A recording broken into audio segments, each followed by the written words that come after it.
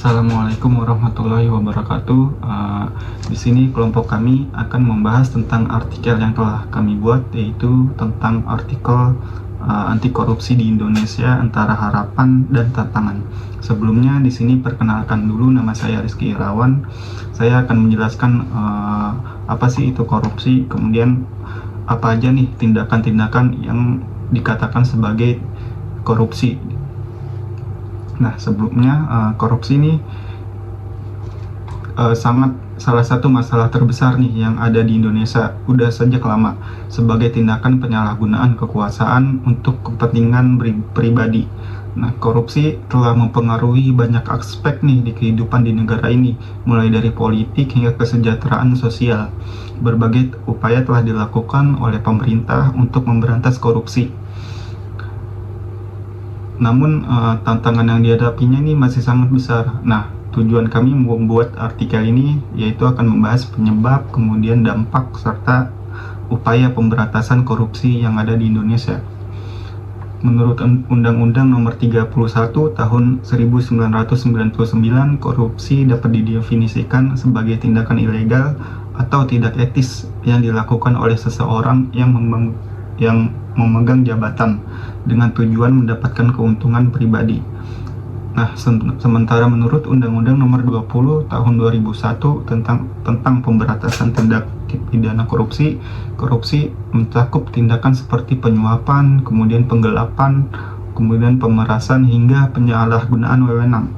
Korupsi nggak hanya berlaku di tingkat elit pemerintah, tapi juga di kalangan pejabat-pejabat daerah. Bahkan di sektor swasta juga banyak yang masih melakukan tindakan pidana korupsi. Jadi yang seperti ini nih menyulitkan pemerintah dalam penegakan hukum yang konsisten.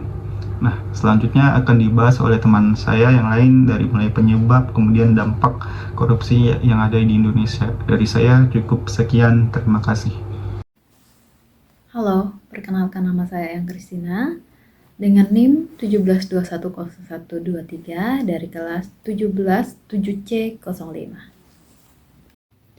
Penyebab korupsi di Indonesia. Korupsi di Indonesia seringkali dianggap sebagai sebuah masalah yang sistemik. Beberapa faktor yang mendukung terjadinya tindakan korupsi, antara lain penyebab yang pertama yaitu kelemahan dalam sistem hukum. Korupsi seringkali dilindungi oleh peraturan yang tidak tegas atau bahkan pelanggaran yang dilakukan oleh aparat penegak hukum itu sendiri. Dan penyebab yang kedua yaitu rendahnya gaji dan kesenjangan ekonomi.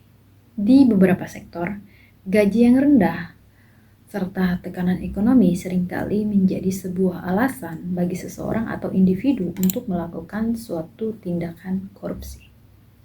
Dan penyebab yang ketiga yaitu budaya kekeluargaan dan nepotisme. Di banyak daerah, hubungan keluarga, kerabat, dan koneksi sering menjadi dasar dalam pengambilan keputusan yang bahkan melibatkan anggaran negara atau pengelolaan sumber daya. Sebelumnya, Assalamualaikum warahmatullahi wabarakatuh. Perkenalkan, nama saya Arsalan Fajar Maulana dengan NIM 172100887. Di sini saya akan menjelaskan dampak korupsi. Dampak korupsi yaitu korupsi memiliki dampak yang merugikan di berbagai sektor. Berikut adalah beberapa dampak paling signifikan. Yang pertama ada ekonomi. Korupsi menguras anggaran negara yang seharusnya dialokasikan untuk pembangunan. Proyek-proyek infrastruktur seringkali tidak selesai atau kualitasnya rendah karena dana politik yang disalahgunakan.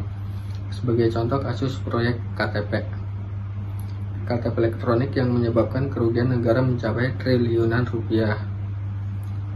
Itu yang kedua ada sosial. Korupsi merusak kepercayaan masyarakat terhadap institusi pemerintah. Ketidakpercayaan ini pada gilirannya memperburuk hubungan antara pemerintah dan rakyat, menciptakan lingkungan sosial yang kurang harmonis dan tidak stabil. Untuk yang selanjutnya ada politik.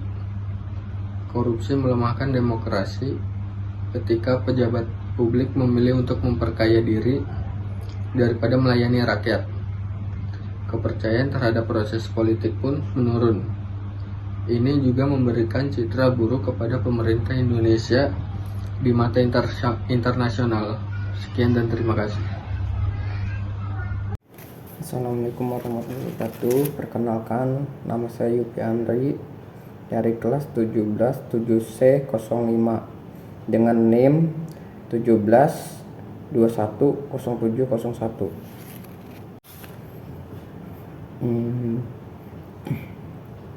Baiklah, saya akan menjelaskan tentang upaya pemerintahan dalam pemberantasan korupsi, yaitu pemerintah Indonesia melalui berbagai lembaga telah berupaya keras untuk mengatasi masalah korupsi. Salah satu lembaga utama dalam pemberantasan korupsi adalah Komisi Pemberantasan Korupsi (KPK). Sejak didirikan pada tahun 2002, KPK telah berhasil menangani berbagai kasus besar, termasuk skandal EKTP dan kasus korupsi pejabat tinggi. Selain itu, beberapa peraturan telah diberlakukan untuk memberantas korupsi, seperti Undang-Undang Nomor 30 Tahun 2002 yang memperkuat kewenangan KPK. Sayangnya, meskipun KPK telah menunjukkan kinerja yang luar biasa, lembaga ini sering menghadapi tekanan politik yang menghambat fungsinya.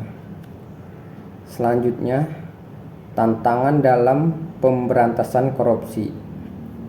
Meskipun ada kemajuan, pemberantasan korupsi di Indonesia menghadapi berbagai tantangan.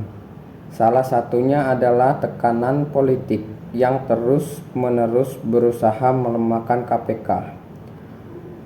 Beberapa undang-undang yang kontroversial seperti revisi Undang-Undang KPK pada 2019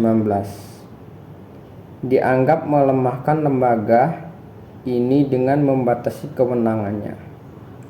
Selain itu, pengaruh besar elit politik dan ekonomi seringkali melindungi pelaku korupsi, terutama mereka yang memiliki akses kekuasaan.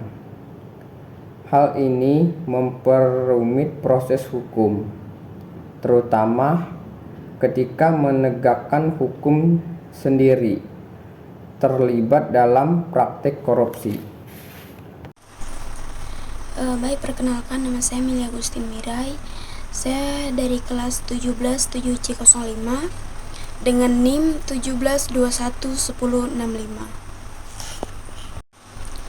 Baik teman-teman, di sini saya akan menjelaskan peran masyarakat dalam pemberantasan korupsi. Masyarakat ini memiliki peran penting dalam memerangi korupsi.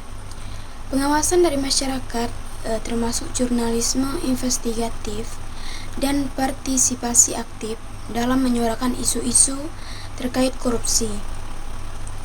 Itu sangat diperlukan. Selain itu, pendidikan anti korupsi yang diterapkan pada sejak usia dini juga penting untuk mencegah perilaku koruptif di masa depan. Media massa juga berperan sebagai pengawas kekuasaan dengan menyampaikan informasi kepada publik dan mengungkap skandal korupsi. Salah satu contoh peran media adalah meliput kasus dana bantuan sosial pada masa pandemi yang melibatkan mantan Menteri Sosial. Penutupnya di sini, korupsi itu merupakan ancaman besar bagi Indonesia. Meskipun berbagai upaya telah dilakukan, masih banyak tantangan yang harus dihadapi untuk memberantas korupsi secara menyeluruh. Dibutuhkan kolaborasi yang kuat antara pemerintah, lembaga hukum, dan masyarakat untuk memastikan bahwa Indonesia dapat bebas dari korupsi. Dengan melawan korupsi, kita dapat membangun negara yang lebih adil dan makmur bagi semua lapisan masyarakat. Baik, sekian penjelasan dari kami tentang artikel anti korupsi di Indonesia, tantangan dan harapan. Kurang dan lebihnya kami mohon maaf. Saya mengucapkan terima kasih.